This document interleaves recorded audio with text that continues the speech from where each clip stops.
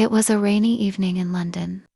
The sky wore a coat of heavy gray, and raindrops painted the cobbled streets with shimmering reflections. People hurried with umbrellas and raincoats, ducking into taxis or shops. But Liam wasn't like them. He loved the rain not just for its sound or smell, but for the way it washed everything clean, like life was starting over.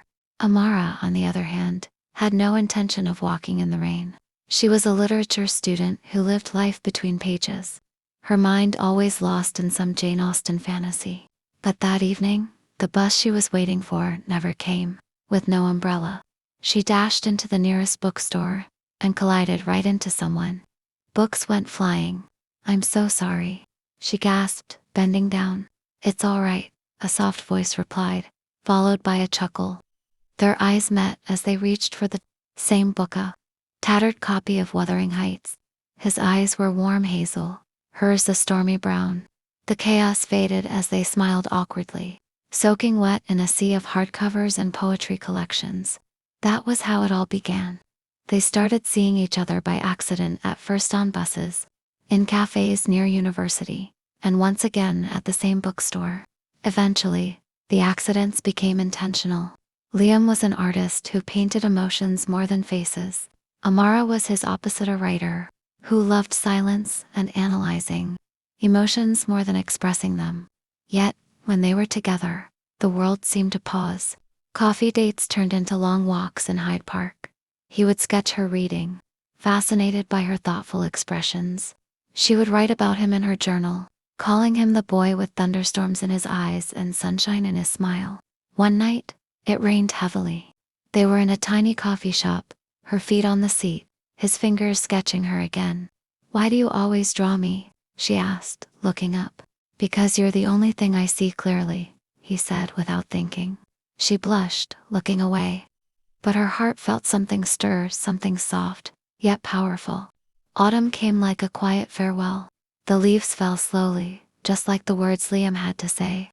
"My art has been accepted." For a year-long European tour, Paris, Rome, Vienna.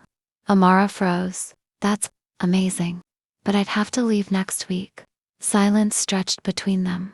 They were under the tree, in the park, where they'd carved their initials just weeks ago. She fought the urge to cry. He didn't know what to say. She reached into her coat pocket and handed him a small red envelope. "Don't open it until you really miss me," she whispered. He nodded, his voice caught in his throat. They hugged, long, tight, trembling, and then he left. Liam traveled across Europe.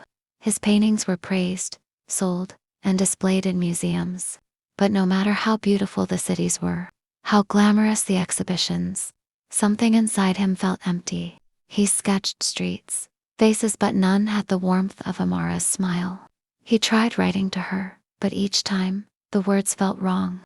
He carried the red envelope everywhere, unopened, like a piece of her heartbeat he wasn't ready to hear.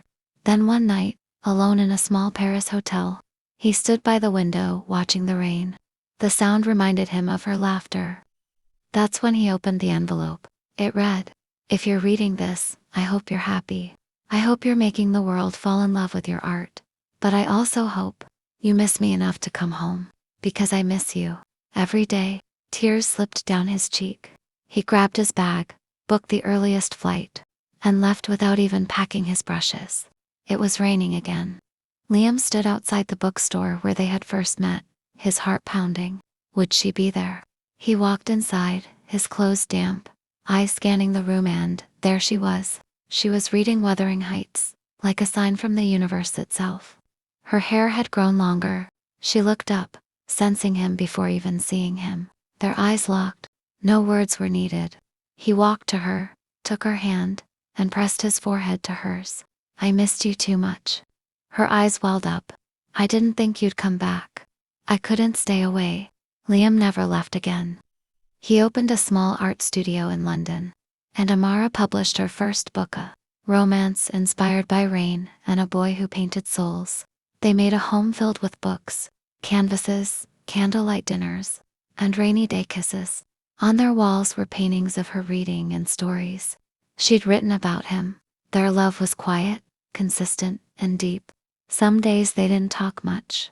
They'd sit on the balcony, sipping tea, listening to the rain as it wrote their story again and again.